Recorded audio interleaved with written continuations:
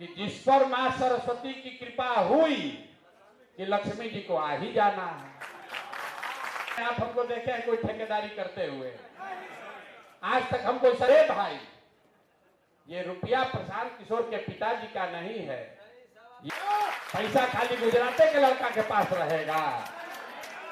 नमस्कार, स्वागत है पीओ भारत पर। तो देखिए, प्रशांत किशोर ने तमाम आरोपों का जवाब दिया है। जदयू की तरफ से लगातार प्रशांत किशोर को जो पैसे आ रहे हैं, जिन सोर्सेस से आ रहे हैं, उसको लेकर सवाल उठाए जा रहे थे।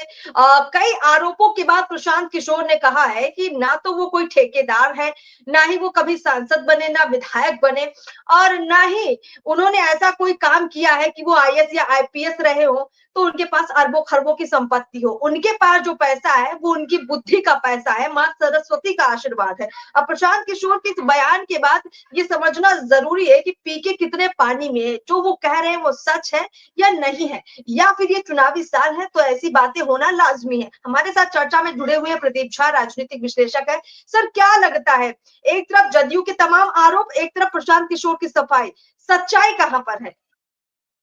देखिए अर्पिता, एक चीज सबसे पहले मानकर चलिए कि चुनावी साल है और जब चुनाव की गतिविधि शुरू है तो निश्चित रूप से चुनावी राजनीति में आरोप और प्रत्यारोप सामान्य बात है। ठीक है, ये तो चलता ही रहेगा। हर पार्टी एक दूसरे अपने विपक्षी पार्टी पर उसकी कमियां निकालेगी और जनता के सामने रखेगी और अपनी कमियों को ढकेगी। ठीक है, एक बात तय है कि प्रशांत किशोर के पास जो आय का स्रोत है, ठीक है, वो ये ऐसा तो है नहीं। जैसे देखिए, हमारे दल में, हमारे देश में जो संवैधानिक व्यवस्था है उसमें जो राजनीतिक दल का स्थान है, उसमें राजनीतिक दल का खर्च कैसे चलता है? चंदा से चलता है। ठीक है, तो प्रसाद और चंदा में भी ट्रांसपेरेंसी होना चाहिए। ठीक है, ये गलत नहीं है। तो हर पार्टी एक दूसरे के आय के स्रोत पर सवाल उठाती है, इसमें कोई बुराई नहीं है। लेकिन साथ साथ जब आप एक उंगली दूसरी पार्टी की तरफ उठाते हैं तो फिर 3 उंगलियां आपके खुद के तरफ भी 4 उंगलियां उठती है। ठीक है, तो इस बात में कहीं कोई शक नहीं है कि प्रशांत किशोर को सफाई देना चाहिए कि उनके पास ये जो अफरात पैसा है वो कहां से आ रहा है। क्या वो उन्होंने इतना पैसा कमा लिया है? अगर कमा लिया है तो क्या उसके अगेंस्ट में उन्होंने टैक्स पे किया है या नहीं पे किया है?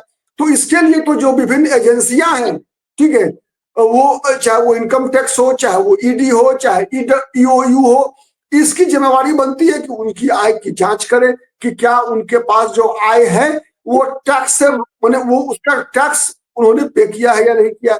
अगर टैक्स पे किया है तब तो ये वो व्हाइट मनी है, तो वो अपने पैसा किसी भी प्रकार से खर्च करें, उस पर जनता दल यू को कोई आपत्ति नहीं होनी चाहिए, ना हो।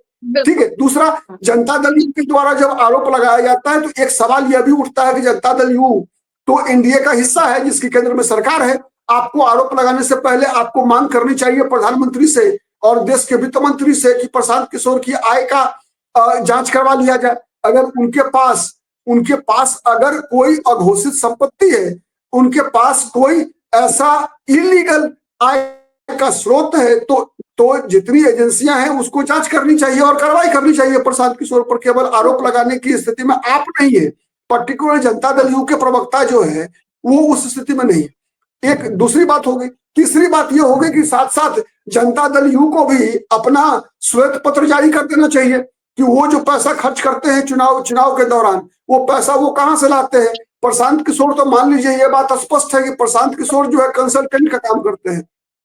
उन्होंने किया है लगातार 2014 से लेकर आज तक प्रशांत किशोर कंसल्टेंसी का काम करते हैं, हर पार्टी को चुनाव में मदद करते हैं और उस मदद के बदले पैसा वसूलते हैं। वो तो खुद एक्सेप्ट कर रहे हैं कि मैंने हर अलग अलग पार्टी के लिए, जैसे 2014 के लोकसभा चुनाव में बीजेपी के लिए काम किया, 2015 में नीतीश कुमार के लिए भी काम किया, बिहार में नीतीश कुमार के लिए, ठीक है, बिहार में बाहर है नीतीश कुमार है, ये प्रशांत किशोर के द्वारा तय किया गया जो है नारा था।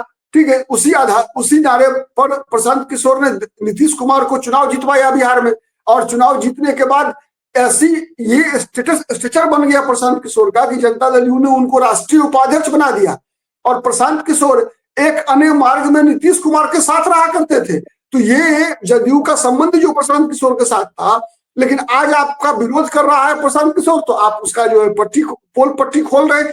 पोल खोलना कोई गलत बात नहीं है, लेकिन साथ साथ अपने बारे में भी आपको पोल खोलना चाहिए ठीक है, अपना भी आत्मनिरीक्षण करना चाहिए, आत्मविश्लेषण करना चाहिए, अपनी पार्टी के आय का साधन भी बताना चाहिए। आपको बताना चाहिए कि एसके सिंगला एंड कंस्ट्रक्शन जो है, जिसका बनाया हुआ पुल हर साल टूटता है, ठीक है, तो उसका उसका क्यों नहीं टेंडर कैंसिल होता है?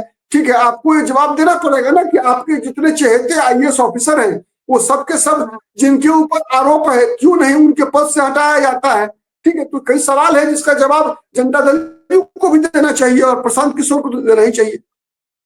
बिल्कुल प्रदीप जी, यहाँ उंगली उठाने से पहले आपने वो ठीक बात कही कि ये भी देखना चाहिए कि एक उंगली अगर किसी पर उठा रहे तो बाकी की 4 उंगलियां हमारी तरफ जाती है, और जदयू इस तरफ अगर ध्यान दे तो मुझे लगता है पहले जदयू को वाकई में श्वेत पत्र दिखाना चाहिए। इसके अलावा प्रशांत किशोर ने जो कुछ कहा है सफाई में, वो भी जनता को सुनवाते कि प्रशांत किशोर क्या कुछ कह रहे हैं। वो कहता है कि इतना पैसा कहां से ला रहे हैं, इतना पैसा कहां से ला रहे हैं? अरे भाई, हम लोग को पुष्ट दर पुष्ट लोग बताया कि जिस पर मां सरस्वती की कृपा हुई कि लक्ष्मी जी को आ ही जाना है। इतना आदमी, आप सब युवा साथी बैठे हैं, आप हमको देखे हैं कोई ठेकेदारी करते हुए? आज तक हम कोई सरकारी पद लिए, एमएलए नहीं, एमपी नहीं, मिनिस्टर नहीं, नौकरी नहीं, आईपीएस आईएएस भी नहीं, नौकरियां नहीं किए। आज लोग इसी चक्कर में पड़ा है, इतना रुपया आ कहां से रहा? अरे भाई, ये रुपया प्रशांत किशोर के पिताजी का नहीं है, ये रुपया इसी धरती के इस लड़के की इस बुद्धि से है, ताकि बिहार का कोई लड़का कमजोर न रहे। पैसा खाली गुजरात के लड़का के पास रहेगा, पैसा खाली गुजरात के लड़के के पास रहेगा। वोट है बिहार के लड़कों का, ताकत बिहार के लड़कों का, आवाज बिहार के लड़के का, अब पैसा गुजरात के लड़के के पास नहीं। अब ये नहीं चलेगा रे भाई, नहीं चलेगा, ना चलने वाला है, नहीं चलेगा, नहीं चलेगा ना, नहीं चलेगा ना। बिहार के लड़के मजदूरी करने के लिए पैदा नहीं हुए हैं। आप एक बार 10 महीना संघर्ष के लिए तैयार होइए, पूरे देश का निडिल घुमाकर बिहार के ओर अगर न कर दिए तो आप देखिए।